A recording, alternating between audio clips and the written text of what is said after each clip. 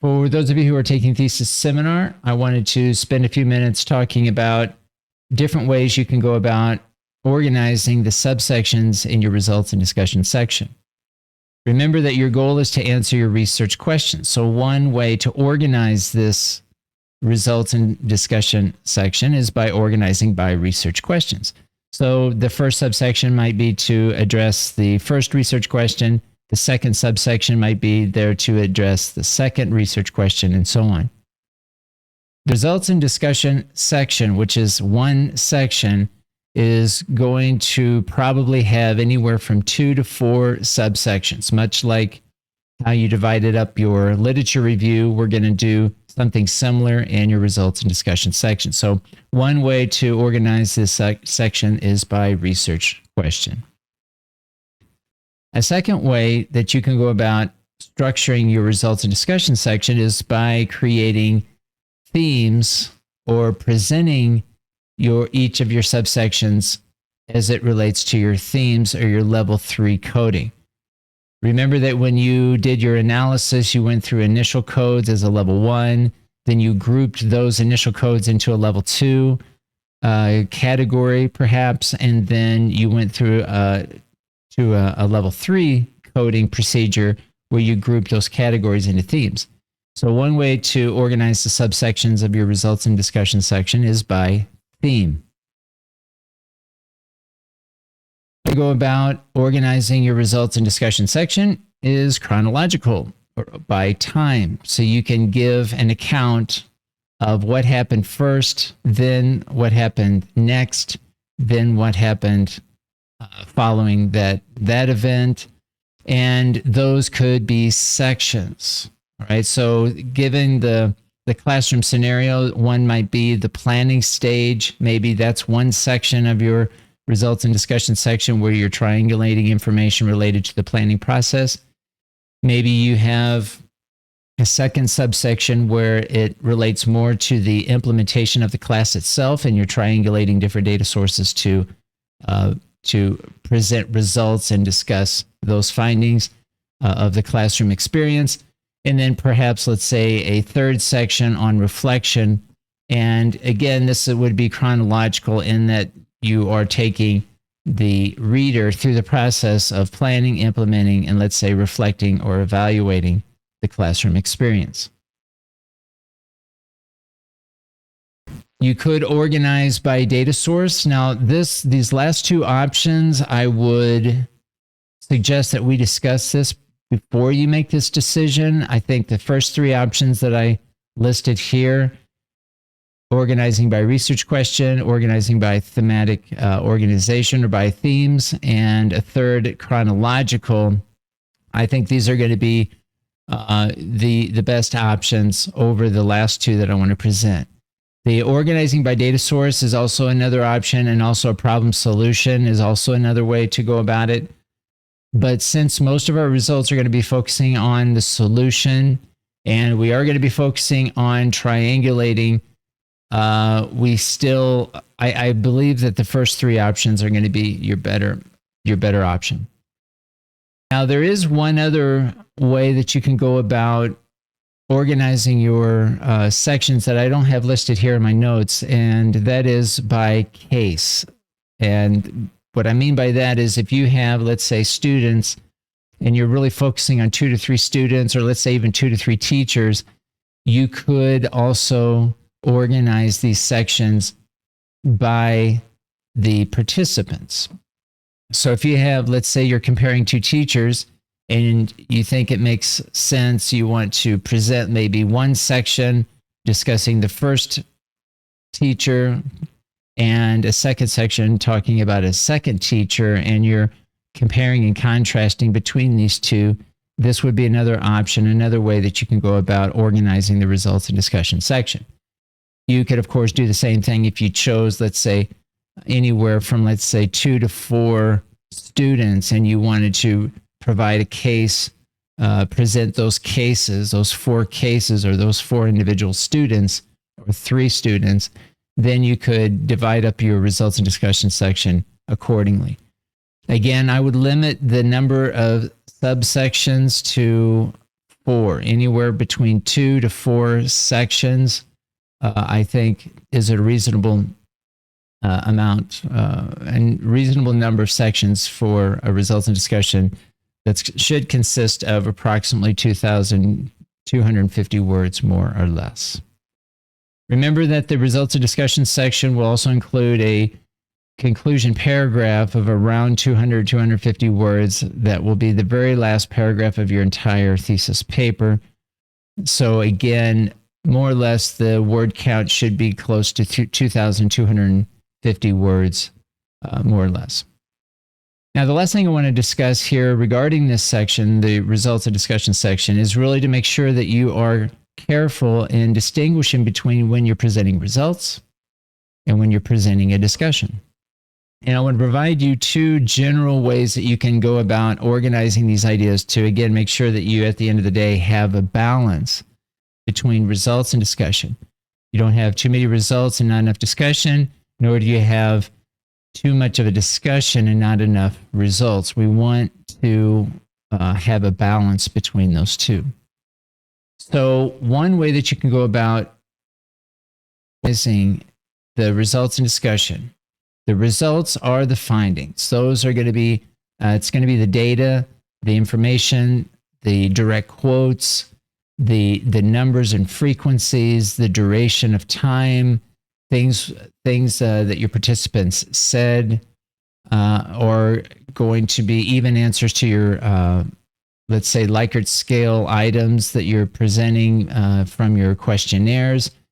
Those are going to be your findings. The discussion is going to be your interpretation of the results. That is, what do they mean? What are the implications?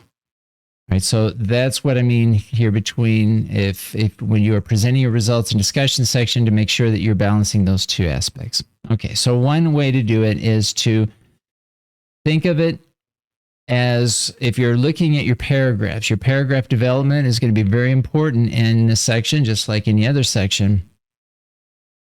But one way that you can go about presenting the results and discussion is to include both in one paragraph, in one body paragraph. So thinking about the meal plan, we still want to apply the meal plan, but the meal plan is going to look a little bit, it's going to look different from the meal plan that we developed in the literature review. In the literature review, the evidence sentences came from outside sources, came from studies. In your results and discussion section, the evidence sentences that provide results and details, those are going to be your results that you're going to be presenting.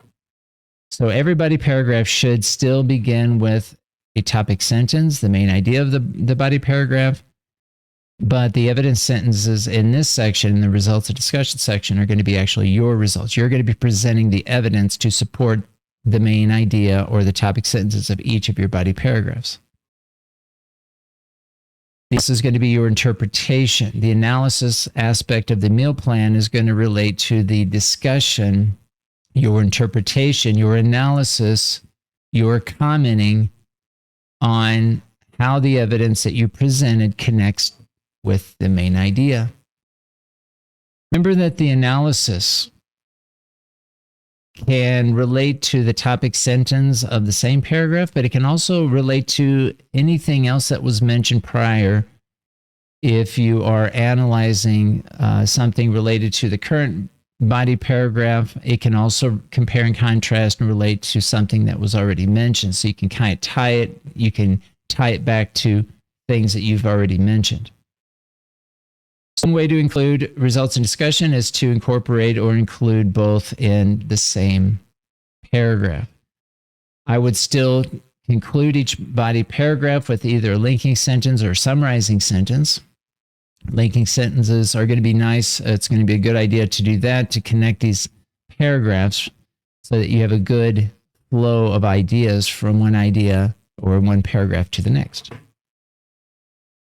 Second way that you can go about organizing the results and discussion section is to divide up the evidence and the analysis into separate paragraphs. So for example, you might create one body paragraph beginning with the topic sentence and include primarily just evidence sentences, a lot of results. So maybe you're triangulating information and you're bringing in direct quotes, answers from a questionnaire, something from a classroom observation from your field notes.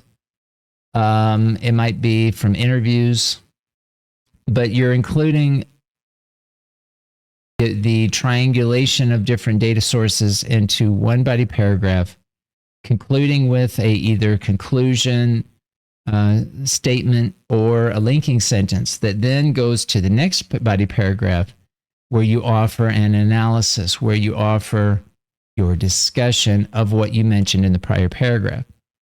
So in the second option, think of the body paragraphs as working kind of in tandem, in groups, in pairs. So the first paragraph, again, is going to be primarily focused on evidence sentences only, again with the topic sentence and a linking sentence at the end.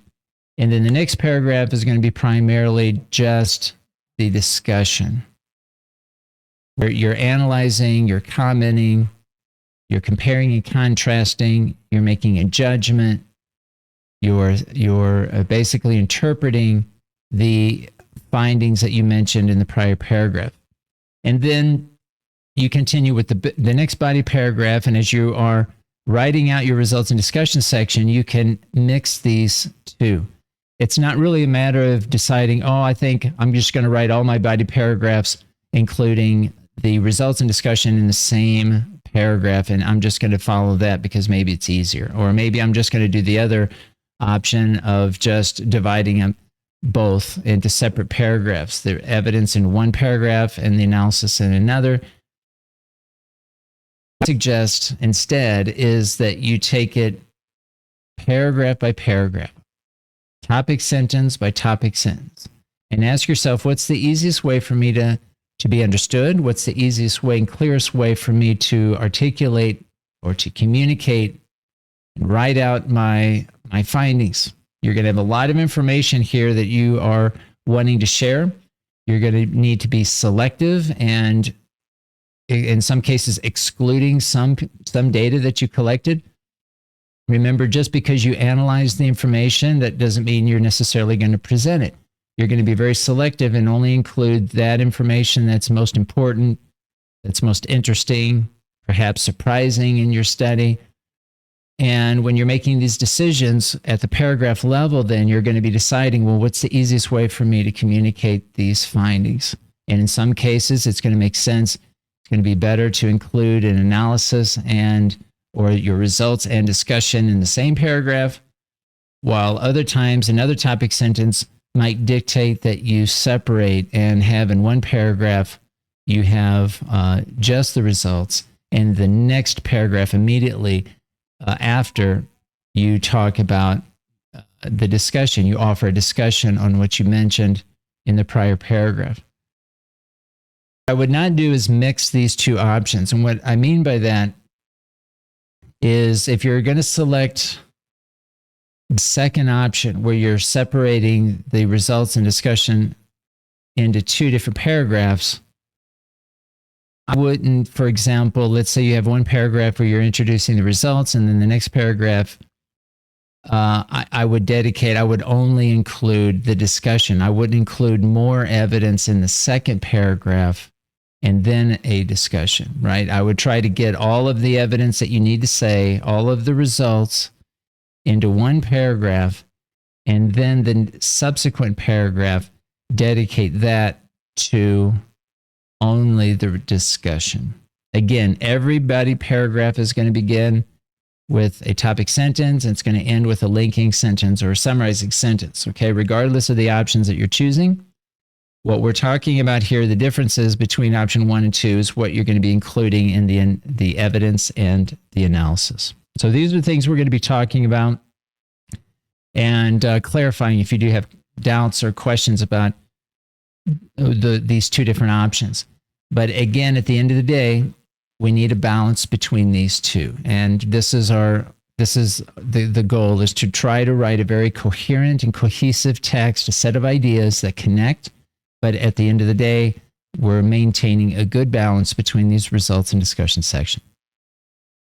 The last thing I'll say is also I would make sure that you have some visuals in your results and discussion section. The visuals might be in the form of tables or figures. Tables are tables, as you would imagine, but any kind of figures might be images, graphs, charts. So any kind of data that you either included in the form of a result, maybe it's an example of student homework, maybe it's a drawing from one of your participants, maybe a student did a drawing that you want to include in your paper that exemplifies a certain point that you're trying to make. But I would include some visuals throughout your text in the form of either a table or a figure. And these are going to be the two terms that we're going to use. And if you noticed in the template that I provided at the beginning of the class, you have a couple of pages at the beginning of your paper dedicated to listing out any tables or figures. And that's what this is what I'm referring to here in this section, the results and discussion section, where you're going to include, you want to include some kind of visuals to offer a visual component to the text that you're providing in this one section. As we've mentioned before, we're not going to be separating the results and discussion into two sections. It's going to be one section that's called results and discussion. So this is going to be a level 1 heading, again, called results and discussion. And this is going to come immediately after the method section, which is another level 1 heading, the word method. So at this point, as we begin week 13, you need to have completed the method section. I'll be going in this week also and looking at that and giving you feedback as necessary. But our focus now is to begin writing out our results and discussion section, and we basically have 3 weeks to complete this. I would set a goal of completing the results and discussion section within 1 week so that the third week can be left to make any revisions that are necessary, to complete the conclusion paragraph, which will be again at the very end of your document, and also to create an abstract, one paragraph, 250 words or so, that will be at the beginning of your paper, and dedicate that third week to creating those 2 paragraphs and making any final changes to really any part of your text as we are working towards our deadline of May 22nd to present our final paper. Okay, so this is what I would be focusing on for this week. This is going to be our topic for all of our tutoring sessions, looking at how you are answer your research questions by creating a results and discussion section that is coherent, cohesive, it's unified, has a good flow of ideas from paragraph to paragraph, following the 2 different options here that I talked about here today. And thinking about the ways in which you can create organization here, whether it's through research questions, whether it's through different themes that you're setting up. Chronologically, maybe you want to organize it chronologically, or maybe in some cases by case study, or that is by participant. All right, so we'll go ahead and stop there, and we'll see everyone in our next tutoring session.